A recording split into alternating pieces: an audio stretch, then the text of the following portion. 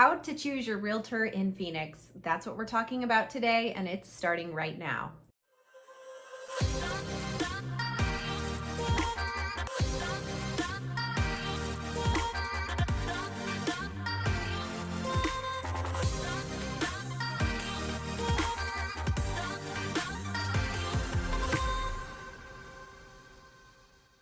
Hey everybody, I'm Caitlin McKegg. I'm a realtor here in Phoenix, Arizona, and today I'm helping you find out how you should choose your realtor here in Phoenix.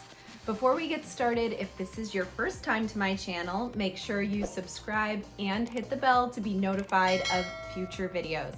I post videos every Friday and you don't want to miss what I'm posting. If you're more of a social media person, check out my social media on these channels. You can always keep up to date there as well. All right, so let's jump in. How do you choose a realtor, and how do you choose a realtor in Phoenix, Arizona?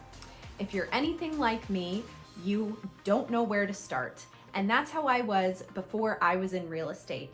Thankfully, I did find a great realtor, but I didn't know what to look for, I didn't know what questions to ask, and I didn't know where to start.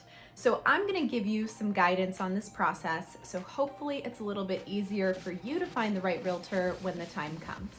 In my opinion, there are 5 things to look for. So we are gonna start with number 1, experience. How do you know if they have experience?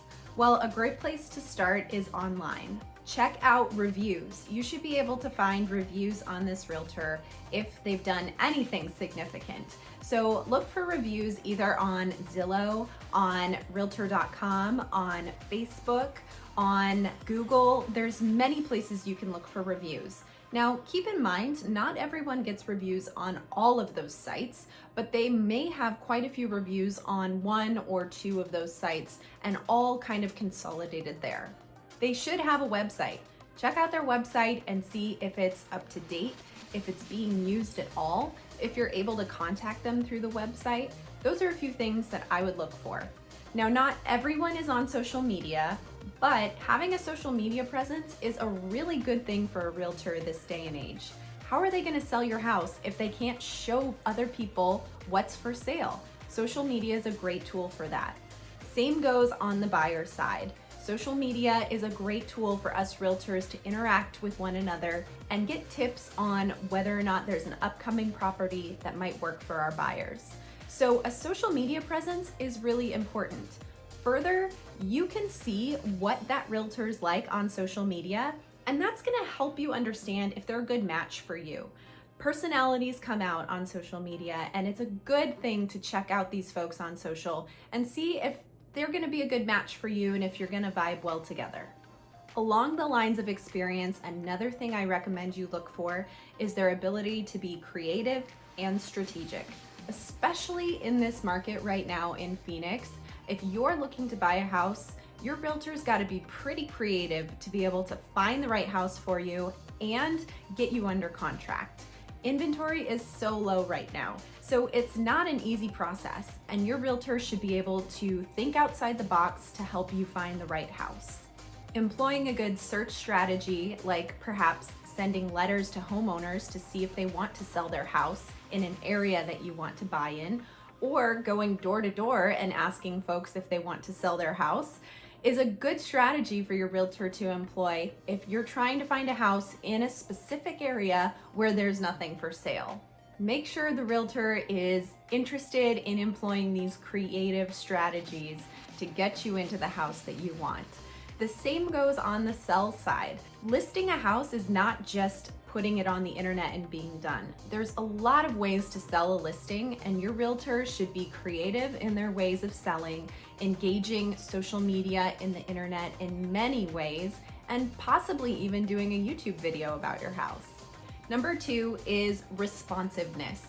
This is so important, you guys. Real estate is a 24/7 business, whether you like it or not. So you need to make sure your realtor is not only going to be available on weekends and evenings, but also going to be responsive during those times. Sure, it is tiring. I can tell you myself, 24/7 is a hard thing to do. But at the end of the day, it's important that your clients are served because real estate happens around the clock. Something could come up at 8 p.m. and the next day you want to go see it first thing in the morning. Your realtor needs to be ready to make that appointment for you and able to go out and see that property with you. So make sure that they're responsive and they're flexible. Number 3 is consultative. And I think this is so important. A realtor should be your consultant, guide you through the process, but should never be making decisions on your behalf. Our job is to present all the information to you, help you understand the process, and allow you to make that decision.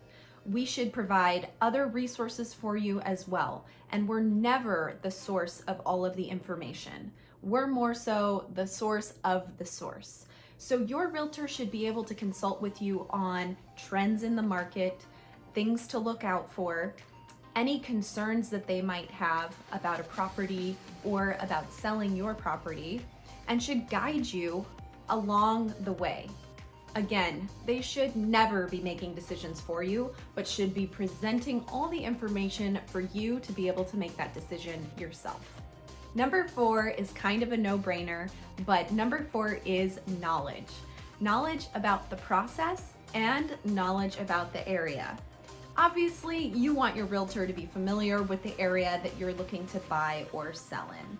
The valley is pretty wide and spread out, but there's a lot of similarities across the valley. Your realtor should understand the different cities, demand, and how to help you buy or sell in that area. Knowledge about the process is super important as well. If you watched some of my other videos or seen my 10-step buyer guide, linked below, you'll see that there's many steps in the process of buying a home, and your realtor needs to understand this inside and out, and further be able to explain to you what's going on, anticipating next steps, and helping you understand what to expect throughout the process. They should also have knowledge about the market.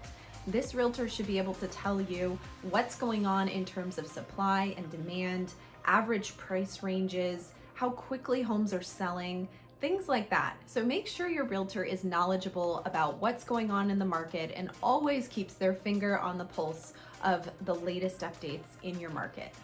And number 5, fun to work with. I'm serious. Your realtor needs to be fun to work with and spend time with, because you will be spending a lot of time with your realtor, especially if you're buying a house. You'll go out quite a few times to look at homes with your realtor, and you want to make sure that they can make it a fun process. While it's important, it's serious, and can be stressful, you want your realtor to be able to bring in some light to the situation. You never know what kinds of homes you're going to see out there, and oftentimes we see some funny stuff. You want to make sure that they have a sense of humor about things and can help you enjoy the process. Okay, so to recap, number 1, look for experience. Number 2, responsiveness. Number 3, you want to make sure that they're going to be consultative. Number 4, knowledge. And number 5, fun to work with. I hope this gives you some tools and guidance on what to look for when you're looking for a realtor. Of course, I'm a realtor here in Phoenix, and I would say that I hit on all 5 of those points, especially being fun to work with. You can find reviews about me on my website and also on Zillow and my Facebook page. So if there's any questions that you have, or just want to give me a call for an interview, I'm happy to talk with you. I'm Caitlin McKeag with Berkshire Hathaway. Thank you for watching.